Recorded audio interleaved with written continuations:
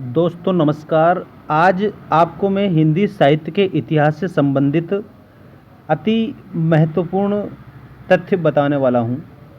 देखिएगा, हिंदी साहित्य के विकास का जो इतिहास है ना, ये मुख्य रूप से पद्य साहित्य का जो इतिहास है, इसकी हम यहाँ पर बात करेंगे। ये कक्षा 10वीं 11वीं 12वीं, ठीक है, इनके एग्ज़ाम्स में ज़्यादातर पूछा जाता है इनसे प्रश्न। देखिएगा, पद्य साहित्य का जो इतिहास है ना, ये 1000 वर्ष पुराना है। डायरेक्ट हम आपको प्रश्न बता रहे हैं, आप प्रश्नों के उत्तर याद रख लेना। 1000 वर्ष पुराना है और प्राचीन युग से लेकर के तो आधुनिक युग तक इसका विभाजन किया गया है। और जो विभाजन किया है ये सर्वमान्य रूप से किया गया है, जो आचार्य रामचंद्र शुक्ल जी हैं इनके द्वारा। तो कहने का अर्थ यहाँ पर यह है कि आचार्य रामचंद्र शुक्ल ने इस हिंदी पद्य साहित्य के 1000 साल के इतिहास को, ठीक है, 4 भागों में बांटा है। 4 भागों में बांटा है। अब ये संवत 1050 से प्रारंभ होता है। याद रखेंगे आप, संवत 1050 यहाँ से ये प्रारंभ होता है, मतलब इसकी शुरुआत मानी जाती है। अब इसी के आधार पर हिंदी कविता के इतिहास को 4 युगों में बांटा गया है, जिसमें सबसे पहला जो काल आता है वो है आदिकाल। आदिकाल को वीर गाथा काल के नाम से भी जाना जाता है। वीर गाथा काल के नाम से इसको जाना जाता है क्योंकि इसमें वीरों की गाथा है, ठीक है। वीरों की गाथा होने के कारण इसे वीर गाथा काल कहा गया है। आदिकाल इसको इसलिए कहा गया है क्योंकि आदि का मतलब होता है प्रारंभ, ठीक है। आदि का मतलब प्रारंभ होता है, तो ये हिंदी साहित्य का प्रारंभिक काल है, इसलिए इसे आदिकाल भी कहा जाता है, जिसकी समय अवधि है संवत 1050 से तो संवत 1375 तक।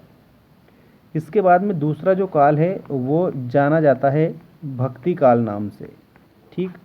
भक्ति काल को पूर्व मध्यकाल तो कहा ही जाता है, पूर्व मध्यकाल तो कहा ही जाता है। इसको स्वर्णकाल भी कहा जाता है, ये भी आप पॉइंट नोट करेंगे, स्वर्णकाल भी इसको कहा जाता है, ठीक है। इसकी जो समय अवधि है वो संवत 1375 से 1700 तक मानी जाती है।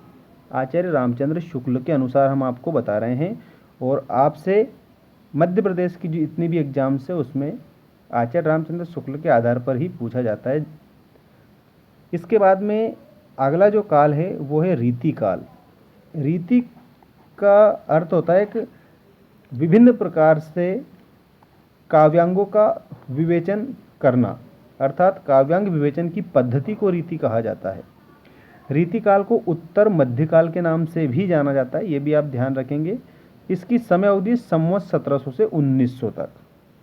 संवत 1700 से लेकर के तो संवत 1900 तक रीति काल की समय अवधि है।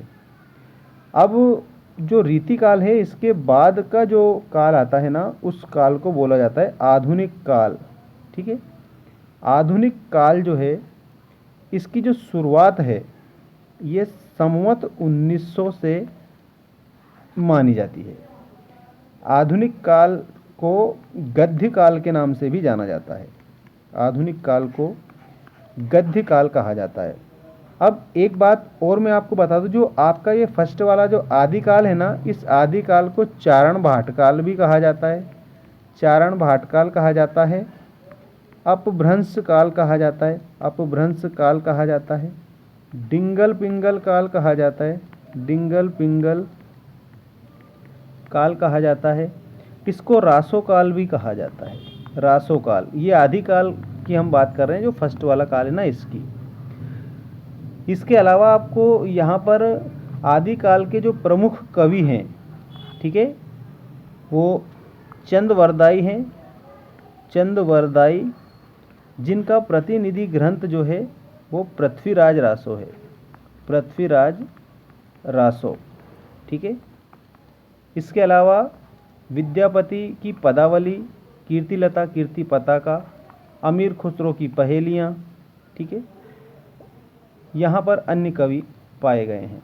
भक्ति काल की जो धाराएं हैं, ये भक्ति काल को दो भागों में बांटा गया। दो भागों में बांटा गया का मतलब दो धाराएं हैं। एक तो है इसमें सगुण भक्ति धारा, सगुण भक्ति धारा, और जो दूसरी धारा है वो है निर्गुण भक्ति धारा, निर्गुण भक्ति धारा। अब जो सगुण है ना, ये तो साकार ब्रह्म की उपासना करते थे, निर्गुण जो है ये निराकार ब्रह्म की उपासना पर बल देते थे। सगुण भक्ति की दो उप शाखाएं थी। एक तो थी कृष्ण भक्ति, कृष्ण भक्ति, और दूसरी थी राम भक्ति, राम भक्ति। इसी तरह से निर्गुण जो है, निर्गुण भक्ति, इसकी भी दो शाखाएं थी। निर्गुण भक्ति की भी दो शाखाएं थी। एक तो थी ज्ञान मार्गी और दूसरी थी प्रेम मार्गी, प्रेम मार्गी। तो ये एक सामान्य परिचय मैंने आपको बताया है।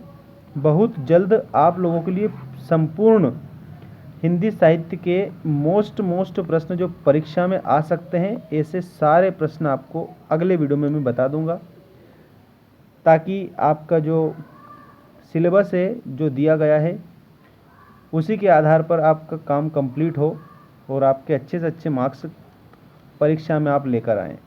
Thanks for watching, take care all of you.